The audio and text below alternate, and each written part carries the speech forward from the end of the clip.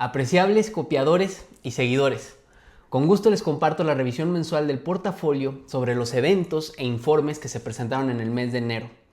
Quiero comentarles que este video en YouTube contiene subtítulos en inglés, francés, italiano y alemán.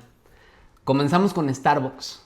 El pasado 28 de enero presentó su informe de resultados correspondiente al primer trimestre del año fiscal 2025.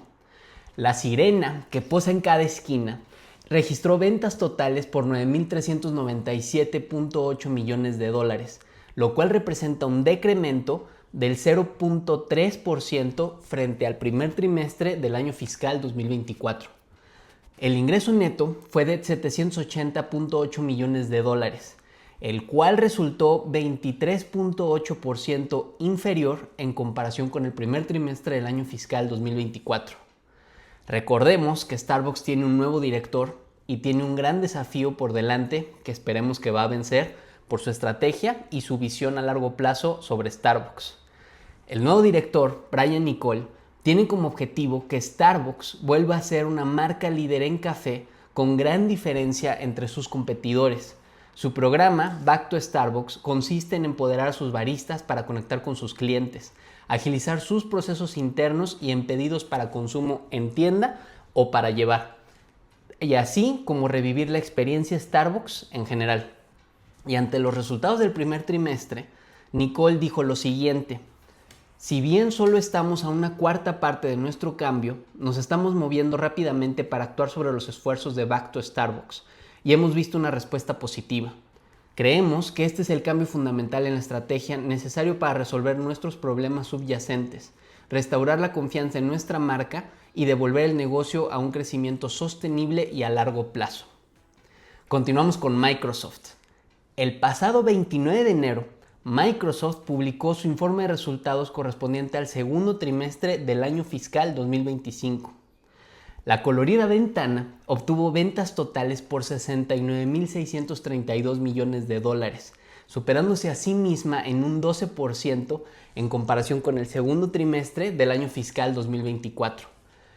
El segmento con mayor crecimiento en este trimestre fue el de Azure, con un incremento del 31%, mientras que el segmento con menor crecimiento fue el de Xbox, con un incremento del 2%. Y el ingreso neto ascendió a 24.108 millones de dólares, logrando un incremento del 10% frente al ingreso obtenido en el segundo trimestre del año fiscal 2024.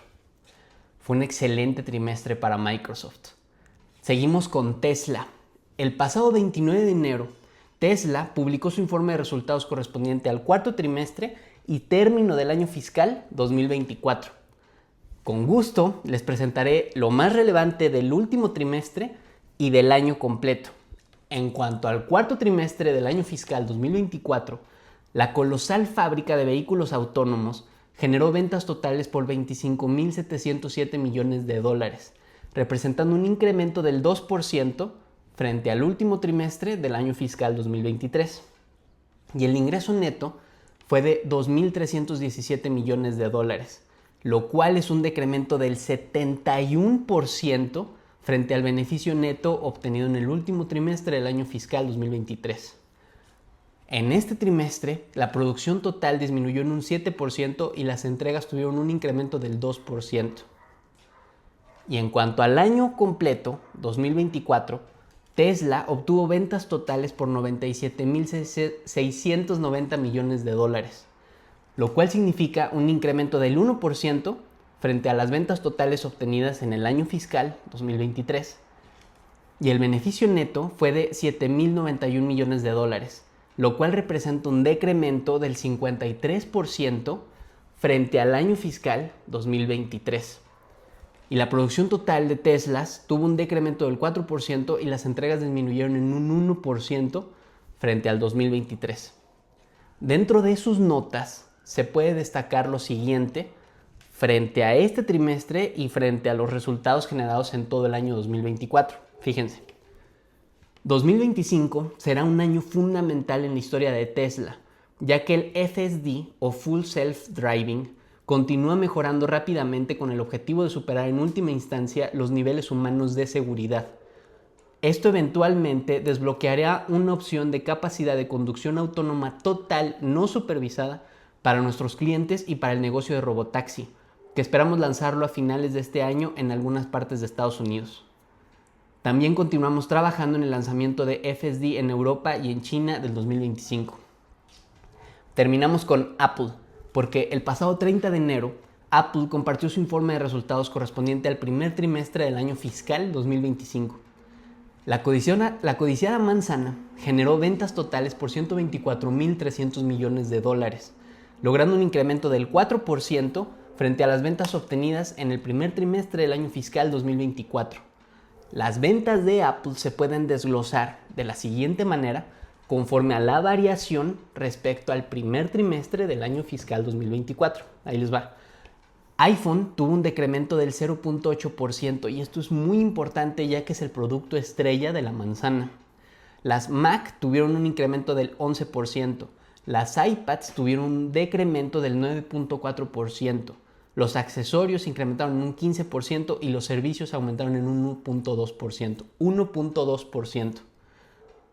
Apple obtuvo un beneficio neto de 36.330 millones de dólares, el cual representa un aumento del 7% en comparación con el beneficio generado en el primer trimestre del año fiscal 2024. Eso fue todo en cuanto a informes en el mes de enero. Los informes a los que debemos prestar atención en este mes de febrero serán en las siguientes fechas. Google presenta su año fiscal 2024 el próximo 4 de febrero. Amazon también presenta su informe anual del año fiscal 2024 el 6 de febrero. Walmart presenta todo su año, pero del año 2025, el próximo 20 de febrero. Realty Income también presenta su informe anual del 2024 el 25 de febrero.